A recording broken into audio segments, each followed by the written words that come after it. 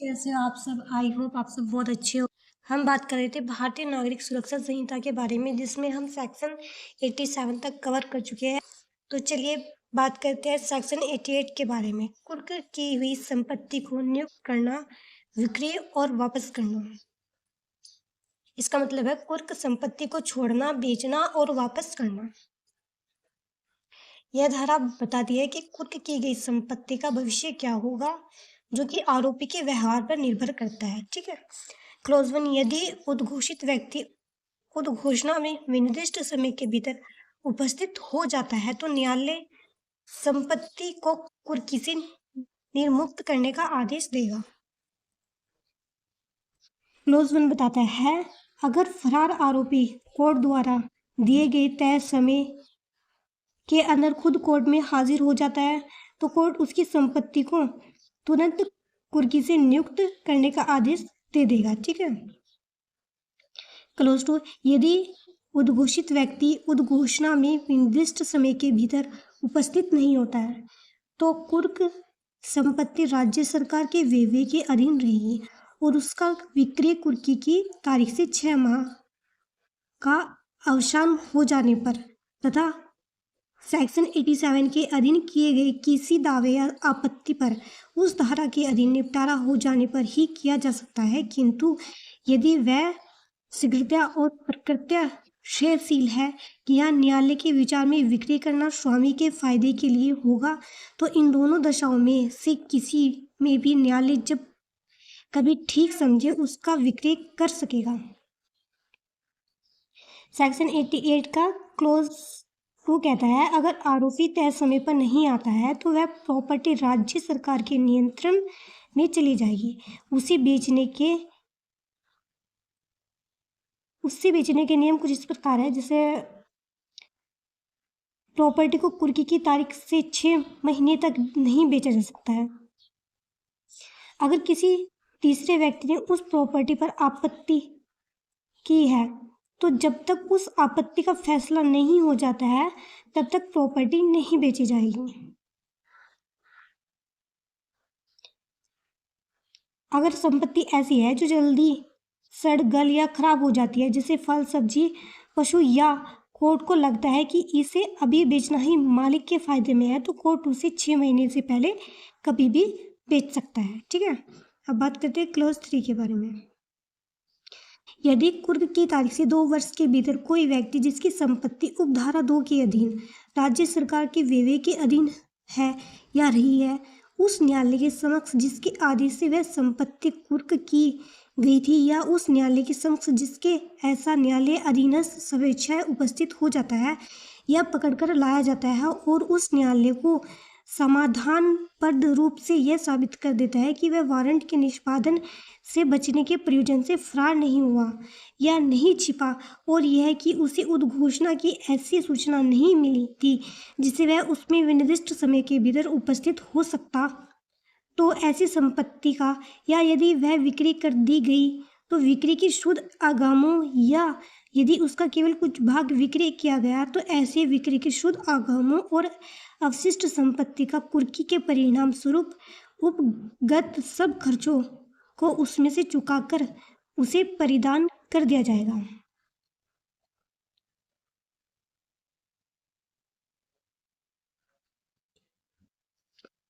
Section 88 का close 3 कहता है कि अगर आरोपी कुर्की की तारीख से 2 वर्ष के भीतर खुद कोर्ट आ जाता है या पकड़कर लाया जाता है और वह कोर्ट को यह भरोसा दिला देता है कि वह कानून से बचने के लिए भागा या छिपा नहीं था और उसे कोर्ट के नोटिस की कोई जानकारी नहीं मिली थी, अगर प्रॉपर्टी बची हुई है तो उसे वापस दे देगा, अगर प्रॉपर्टी बेची जा चुकी है तो सरकारी खर्चों और नीलामी की लागत को काटकर बचा हुआ पैसा उस व्यक्ति को वापस सौंप दिया जाएगा। ठीक है।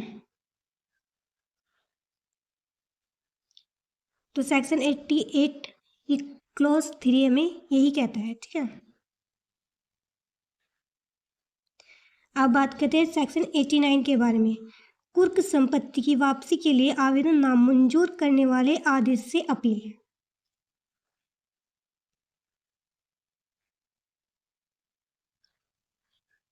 इसमें अपील के अधिकार के बारे में बताया गया है।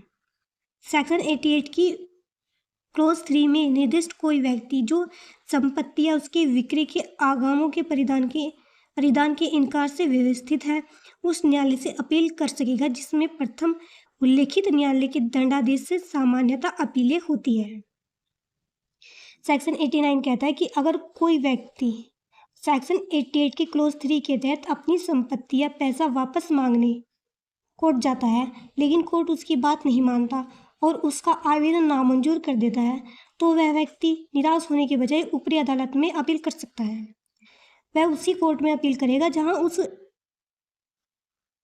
निचली अदालत के फैसले के खिलाफ आमतौर पर अपीलें की जाती है, जैसे मजिस्ट्रेट के खिलाफ सेशन कोर्ट में अपील होती है। ठीक है। आदेशिका और संबंधित अन्य नियम। सेक्शन 90 समन के स्थान पर या उसके अतिरिक्त वारंट का जारी किया जाना। सेक्शन 90 कहता है कि समन की जगह सीधे वारंट जारी करना। न्यायालय किसी भी ऐसे मामले में जिसमें वह किसी व्यक्ति की उपस्थिति के लिए समन जारी करने के लिए इस संहिता द्वारा सशक्त किया गया अपने कारणों को अभिलिखित करने के पश्चात उसकी गिरफ्तारी के लिए वारंट जारी कर सकेगा।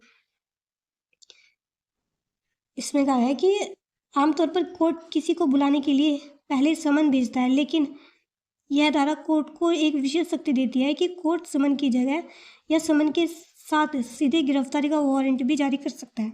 ऐसा कोर्ट तब करेगा जब वह इसके कारण लिखित में दर्ज करेगा। पॉइंट ए, यदि या तो ऐसा समन जारी किए जाने के पूर्व या पश्चात किंतु उसकी उपस्थिति के लिए नियत समय के पूर्व न्यायालय को यह विश्वास करने का कारण दिखाई पड़ता है कि वह फरार हो गया है या समन का पालन नहीं करेगा। पॉइंट ए कहता है समन जारी होने से पहले या बाद में, लेकिन कोर्ट में पेश होने की तारीख से पहले कोर्ट को यह पक्का विश्वास हो जाए कि आरोपी फरार हो गया है या वह समन का पालन नहीं करेगा। पॉइंट बी, यदि वह ऐसे समय पर उपस्थित होने में असफल रहता है और यह साबित कर दिया जाता है कि उस पर समन की तामील सम्यक रूप से ऐसे समन में कर दी गई थी कि उसके तदनुसार उपस्थित होने के लिए अवसर था और ऐसी असफलता के लिए कोई उचित प्रति हेतु नहीं दिया जाता। पॉइंट बी कहता है कि आरोपी को समन सही समय पर मिल चुका था और उसके पास कोर्ट आने का पूरा मौका था, फिर भी वह तय तारीख पर कोर्ट नहीं आया और न ही उसने न आने का कोई उचित कारण बताया है। इन परिस्थितियों में समन की जगह सीधे वारंट जारी किया जा सकता है। अब बात करें सेक्शन 91 के बारे में। उपस्थिति के लिए बंधन पत्र या जमानत पत्र लेने की शक्ति।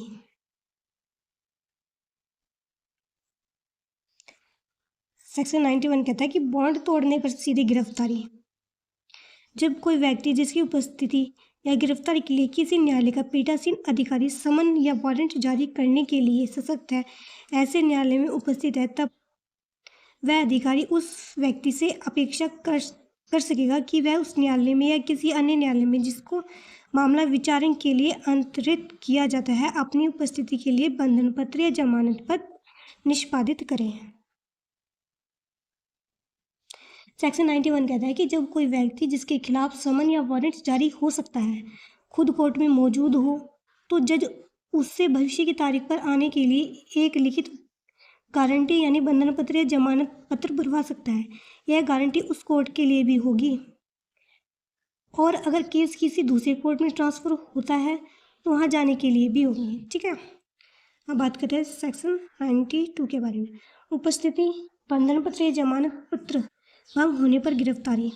जब कोई व्यक्ति जो इस संहिता के अधीन लिए गए किसी बंधन पत्र या जमानत पत्र द्वारा न्यायालय के समक्ष उपस्थित होने के लिए आबद्ध है, उपस्थित नहीं होता है, तब उस न्यायालय का पीठासीन अधिकारी यह निर्देश देते हुए वारंट जारी कर सकेगा कि वह व्यक्ति गिरफ्तार किया जाए और उसके समक्ष प्रस्तुत किया जाए।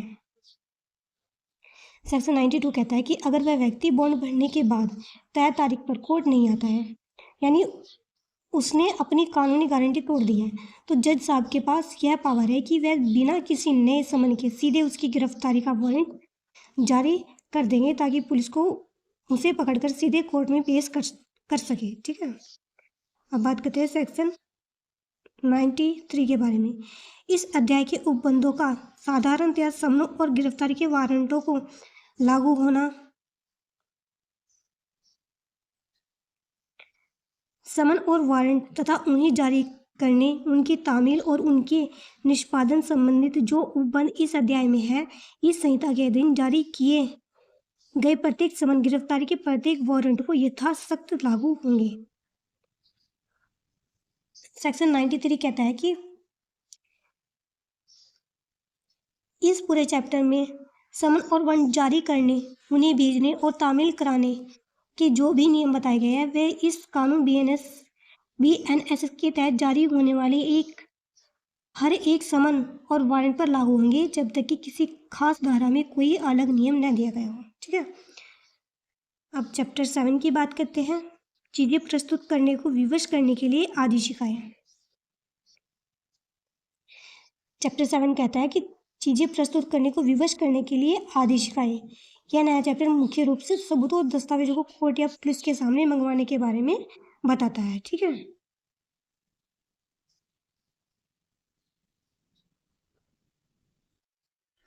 सेक्शन 94 दस्तावेज या अन्य चीज पेश करने के लिए समन।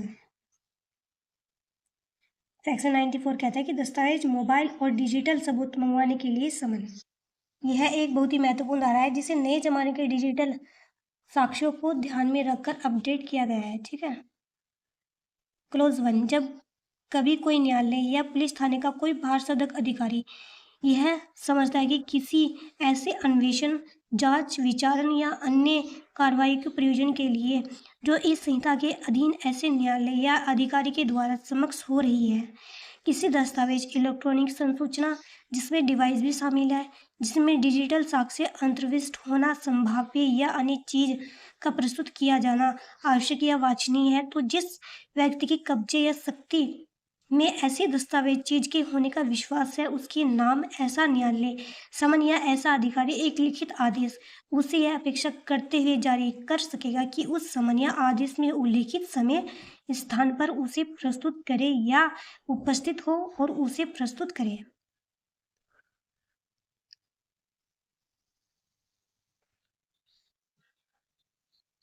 सेक्शन 94 का कहने का मतलब है कि किसी भी केस की जांच, कोर्ट की पूछताछ या ट्रायल के दौरान अगर किसी दस्तावेज या चीज की जरूरत है, डिजिटल इलेक्ट्रॉनिक उपकरणों पर पावर, इस धारा में साफ लिखा है कि कोई भी इलेक्ट्रॉनिक संसूचना डिवाइस जैसे मोबाइल, लैपटॉप, हार्ड डिस्क या ऐसी कोई भी चीज जिसमें डिजिटल साक्ष्य होने की संभावना हो, उसे मंगवाने के लिए कोर्ट समन जारी कर सकता है और पुलिस लिखित आदेश दे सकती है। ठीक है, अब बात करते हैं क्लोज 2 के बारे में।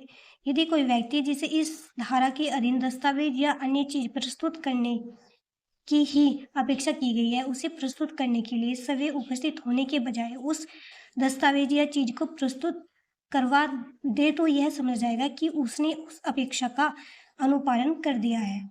सेक्शन 94 का क्लोज 2 कहता है कि अगर कोर्ट या पुलिस ने किसी व्यक्ति को सिर्फ कोई दस्तावेज या मोबाइल पेश करने को कहा है, तो उस व्यक्ति का खुद जाना जरूरी नहीं है। अगर वह अपने किसी आदमी या वकील के साथ भी वह चीज भिजवा देता है तो कानून मान लिया जाएगा कि उसने आदेश का पालन कर दिया है। ठीक, अब बात करते हैं सेक्शन 95 के बारे में, पत्रों के संबंध में प्रक्रिया। सेक्शन 95 क्लोज 1 यदि किसी जिला मजिस्ट्रेट, मुख्य न्यायिक मजिस्ट्रेट, सेशन न्यायालय या उच्च न्यायालय की राय में किसी डाक प्राधिकारी की अभिरक्षा की कोई दस्तावेज, पार्सल या चीज इस संहिता के अधीन किसी अन्वेषण, जांच, विचारण या अन्य कार्रवाई के प्रयोजन के लिए चाहिए, तो ऐसा मजिस्ट्रेट या न्यायालय यथास्थिति डाक प्राधिकारी से अपेक्षा कर सकेगा कि उस दस्तावेज, पार्सल या चीज का परिधान उस व्यक्ति को जिसका वह मजिस्ट्रेट या न्यायालय निर्देश कर दिया जाए। सेक्शन 95 का क्लोज 1 कहता है कि डाक विभाग और चिट्ठियों या पार्सल मंगवाना, क्योंकि डाक में रखी चीजें बेहद गोपनीय होती है, इसलिए हर कोई या आम पुलिस वाला उन्हें नहीं मंगवा सकता है। इसके लिए बड़े अधिकारियों की मंजूरी चाहिए। इसमें आदेश कौन दे सकता है? केवल बड़े अधिकारी या कोर्ट जैसे जिला मजिस्ट्रेट, मुख्य न्यायिक magistrate, session court, high court. अगर इनमें से किसी भी कोर्ट या मजिस्ट्रेट को लगता है कि डाक विभाग के कब्जे में रखी कोई चिट्ठी, पोस्ट कार्ड, पार्सल, दस्तावेज किसी केस की जांच या ट्रायल के लिए जरूरी है तो सीधे डाक अधिकारियों को आदेश दे सकते हैं कि वह पार्सल या चिट्ठी उस व्यक्ति को सौंप दी जाए जिसे कोर्ट तय करे। है। अब बात करते हैं सेक्शन 95 के क्लोज 2 के बारे में। यदि किसी अन्य मजिस्ट्रेट की राय वह कार्यपालक है या न्यायिक या किसी पुलिस आयुक्त या जिला पुलिस अधीक्षक की राय में ऐसी कोई दस्तावेज, पार्सल या चीज ऐसे किसी प्रयोजन के लिए चाहिए तो वह यथास्थिति डाक प्राधिकारी से अपेक्षा कर सकेगा कि वह ऐसी दस्तावेज, पार्सल, चीज के लिए तलाशी कराए और उसे उपधारा 1 के अधीन जिला मजिस्ट्रेट, मुख्य न्यायिक मजिस्ट्रेट या न्यायालय के आदेशों के मिलने तक निरोध रखे। तो उसको कहता है कि अगर इन्हें किसी केस की जांच के लिए डाकघर में रखे किसी पार्सल या पत्र की तुरंत जरूरत है तो ये सीधे उसे मंगा तो नहीं सकते, लेकिन ये डाक अधिकारियों के लिखित आदेश देकर उसे होल्ड, निरुद्ध करवा सकते हैं। उस पार्सल या चिट्ठी को आगे नहीं भेजेगा और उसकी तलाशी लेकर उसे तब तक संभाल कर रखेगा जबकि धारा 95 उपधारा 1 वाले बड़े मजिस्ट्रेट, डीएम या सीजीएम या कोर्ट का अंतिम आदेश नहीं मिल जाता है, इसे सबूत नष्ट होने से बच जाता है। ठीक है। सेक्शन 96 तलाशी वारंट कब जारी किया जा सकेगा। पॉइंट 1 किसी न्यायालय को यह विश्वास करने का कारण है कि वह व्यक्ति जिसको धारा 94 के अधीन समन या आदेश धारा 95 की उपधारा 1 के अधीन अपेक्षा संबोधित की गई है या की जाती है, ऐसे समन अपेक्षा द्वारा यथा अपेक्षित दस्तावेज या चीज प्रस्तुत नहीं करेगा या हो सकता है कि प्रस्तुत न करे। एक कहता है कि कोर्ट को यह पक्का विश्वास हो जाए कि जिस व्यक्ति को दस्तावेज या मोबाइल लाने के लिए समन धारा 94-95 भेजा गया है वह से जानबूझकर कोर्ट में पेश नहीं करेगा। पॉइंट बी की बात करते हैं। ऐसे दस्तावेज या चीज के बारे में न्यायालय को यह ज्ञात नहीं है कि वह किसी व्यक्ति के कब्जे में है या। पॉइंट बी कहता है कि कोर्ट को किसी जरूरी सबूत या दस्तावेज के बारे में यह तो पता है कि वह वजूद में है, लेकिन यह नहीं मालूम है कि वह इस वक्त किसके कब्जे में है, किसके घर में है। ठीक है।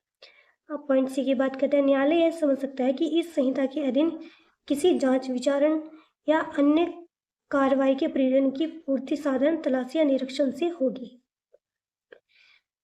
वहां वह तलाशी वारंट जारी कर सकेगा और वह व्यक्ति जिसे वारंट निर्देशित है उसके अनुसार इसके पश्चात अंतर्विष्ट उपबंधों के अनुसार तलाशी ले सकेगा या निरीक्षण कर सकेगा। पॉइंट से कहता है कि कोर्ट को लगता है कि केस की जांच ट्रायल को ठीक से पूरा करने के लिए किसी जगह की साधारण तलाशी या मुआयना निरीक्षण करना बेहद जरूरी है। तो कोर्ट इन तीनों सूरतों में तलाशी वारंट जारी करेगा और जिस पुलिस वाले को यह मिलेगा वह उस जगह की तलाशी ले सकेगा।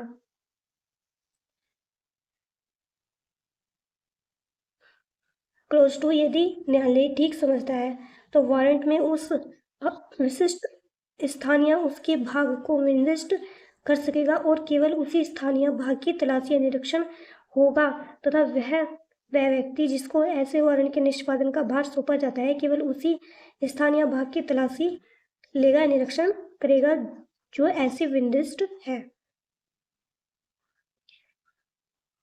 क्लोज 2 कहता है कि कोर्ट चाहे तो वारंट में साफ साफ लिख सकता है कि पूरी बिल्डिंग की तलाशी नहीं लेनी है, सिर्फ उसके एक खास कमरे या हिस्से, विशिष्ट स्थान की तलाशी लेनी है। ऐसी स्थिति में पुलिस सिर्फ उसी तय हिस्से की तलाशी ले सकती है, पूरे हिस्से की नहीं। क्लोज 3 के बारे में बात करते हैं। इस धारा की कोई बात जिला मजिस्ट्रेट या मुख्य न्यायिक मजिस्ट्रेट से भिन्न किसी मजिस्ट्रेट को डाक प्राधिकारी की अभिरक्षा में किसी दस्तावेज, पार्सल या अन्य चीज की तलाशी के लिए वारंट जारी करने के लिए प्राधिकृत नहीं करेगी।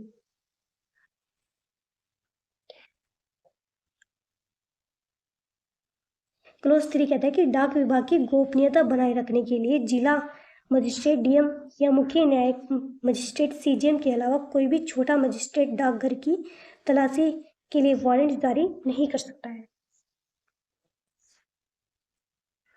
अब बात करते हैं सेक्शन 97 के बारे में।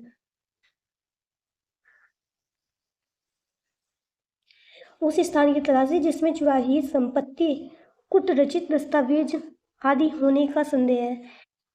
क्लोज 1, यदि जिला मजिस्ट्रेट, उपखंड मजिस्ट्रेट, प्रथम वर्ग मजिस्ट्रेट को सूचना मिलने पर और ऐसी जांच के पश्चात जैसी वह आवश्यक समझे या विश्वास करने का कारण है कि कोई स्थान चुराही संपत्ति के निक्षेप या विक्रय के लिए या किसी ऐसी आपत्तिजनक वस्तु की जिसको यह धारा लागू होती है, निक्षेप, विक्रय, उत्पादन के लिए उपयोग में लाया जाता है, या कोई ऐसी आपत्तिजनक वस्तु किसी स्थान में निक्षिप्त है, तो वह कांस्टेबल की पंक्ति से ऊपर के किसी पुलिस अधिकारी को वारंट द्वारा यह प्राधिकार दे सकेगा कि वह 97 का क्लोज 1 कहता है कि यह धारा मजिस्ट्रेट को अपराधियों के अड्डे जैसे कबाड़ियों की दुकान जहां चोरी का माल बिकता है या नकली नोट छिपाने का कारखाने पर सीधे रेड डालने की ताकत देती है। आदेश कौन दे सकता है? इसमें आदेश जिला मजिस्ट्रेट, उपखंड मजिस्ट्रेट, एसडीएम, प्रथम वर्ग मजिस्ट्रेट, जब उन्हें सूचना मिले और जांच के बाद भरोसा हो जाए कि किसी जगह पर चोरी का माल रखा, बेचा जाता है या कोई अन्य आपत्तिजनक वस्तु बनाई या छिपाई जाती है, तो मजिस्ट्रेट कांस्टेबल से ऊपर की रैंक के किसी पुलिस अधिकारी जैसे हेड कांस्टेबल, एएसआई या सब इंस्पेक्टर को वारंट के जरिए रेड मारने का अधिकार दे सकता है। पॉइंट है, उस स्थान में ऐसी सहायता के साथ जैसी आवश्यक हो प्रवेश करें। पॉइंट ये कहता है कि पुलिस उस संदिग्ध जगह पर जरूरत पड़ने पर जैसे ताला तोड़कर या बल का प्रयोग करके अंदर घुस सकते हैं। पॉइंट बी, वारंट में निर्दिष्ट रीति से उसकी तलाशी ले। वारंट में लिखे तरीके से पूरी जगह की छानबीन कर सकती है। पॉइंट सी, वहां पाई गई किसी भी संपत्ति वस्तु को जिसकी चुराई हुई संपत्ति या ऐसी आपत्तिजनक वस्तु जिसको यह धारा लागू होती है होने का उसे उचित संदेह है, कब्जे में ले।